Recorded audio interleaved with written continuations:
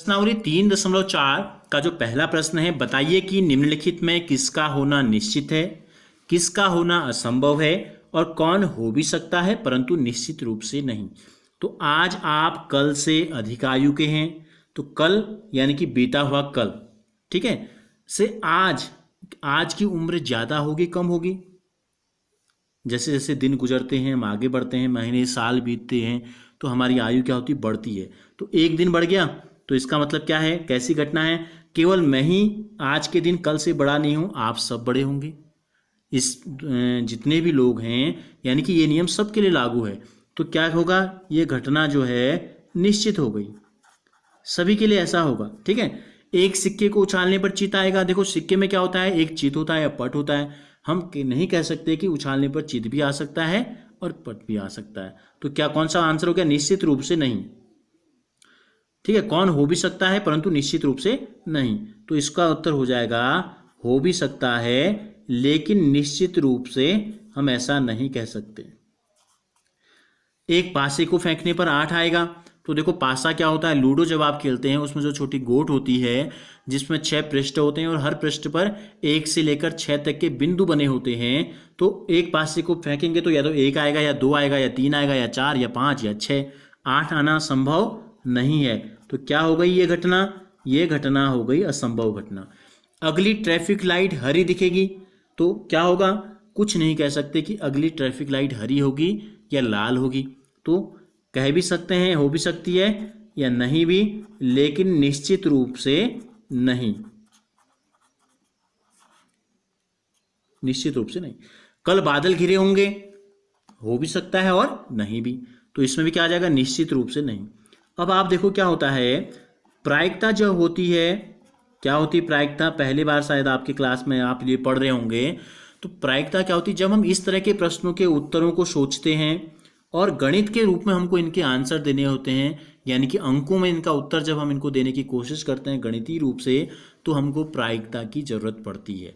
तो इस प्रकार के जो अनुमान हम लगाते हैं, ठीक है, तो इनको गणित के रूप में लिखते हैं, तो इसी को बोलते हैं प्रायिकता। तो जो घटना निश्चित है, यानी कि आज हम कल से अधिक उम्र के हैं, ऐसी घटनाओं की प्रायिकता सदैव 1 होती है। ऐसी घटनाएं जिनका होना अवश्यंभावी है, अवश्य घटित होंगी, कोई इसको रोक नहीं सकता है, निश्चित घटनाएं कहलाती हैं और इनका जो प्रायिकता होती है वो 1 होती है, निश्चित रूप से नहीं। और जो घटनाएं असंभव हैं, जैसे पासे को फेंकने पर 8 नहीं आ सकता, तो ऐसी घटना असंभव घटनाएं कहलाती हैं जो हो ही नहीं सकती कभी, और इनकी प्रायिकता होती है हमेशा 0।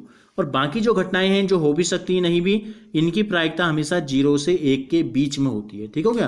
तो दूसरा जो प्रश्न है, एक डिब्बे में 6 कंचे हैं और जिन पर 1 से लेकर 6 तक की संख्याएं अंकित हैं। संख्या 2 वाले कंचे को इसमें से निकालने की प्रायिकता क्या है? तो देखो प्रायिकता होती क्या है, मैं आपको बताता हूं। प्रायिकता का जो सूत्र होता है गणितीय रूप में, हमने कहा जब हम इसको इस्तेमाल करते हैं, निकालने की कोशिश करते हैं, तो जो चीज हमसे पूछी है उसको हम बोलते हैं अनुकूल परिणाम, ठीक है। अनुकूल परिणाम, घटना के घटित होने के अनुकूल परिणाम।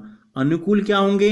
जिस घटना के घटित होने के बारे में हमसे पूछा है वो हो गए अनुकूल परिणाम, और हर में आ जाता है कुल संभव परिणाम। तो देखो कुल संभव परिणाम कितने हो सकते हैं? हमने बिना देखे एक डिब्बे में हाथ डाला, उसमें 6 कंचे हैं, तो कोई भी एक कंचा आ सकता है, पहला भी आ सकता है, दूसरा भी, तीसरा भी, चौथा भी और 5वां भी और 6ठा भी। तो 6 में से 6 कोई भी बाहर आ सकते हैं, तो कुल संभव परिणाम हो गए 6। अनुकूल परिणाम का मतलब ये है जिस कंचे को आपसे पूछा है बाहर निकालने के लिए, क्या है, संख्या 2 वाला, तो आपको ये दिखना है कि कितने कंचे ऐसे हैं डिब्बे के अंदर जिनमें 2 लिखा होगा।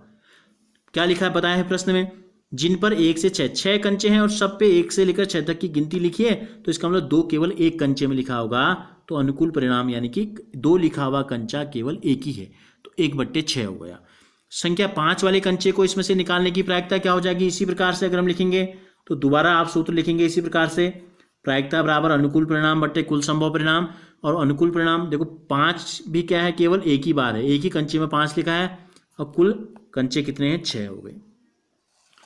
यह निर्णय लेने के लिए अगला प्रश्न है तीसरा, यह निर्णय लेने के लिए कि कौन सी टीम खेल प्रारंभ करेगी। एक सिक्का उछाला जाता है, अक्सर आप देखते हैं, तो इसकी क्या प्रायिकता है कि आपकी टीम खेल प्रारंभ करेगी। तो प्रायिकता का सूत्र अभी हमने आपको बताया, क्या होता है, अनुकूल परिणाम बट्टे कुल संभव परिणाम। तो अनुकूल परिणाम क्या होगा, अगर आपने निर्णय जो आपने सेलेक्ट किया, अगर आपने चित लिया है तो चित आएगा, तो चित कितने होते हैं, एक होते हैं।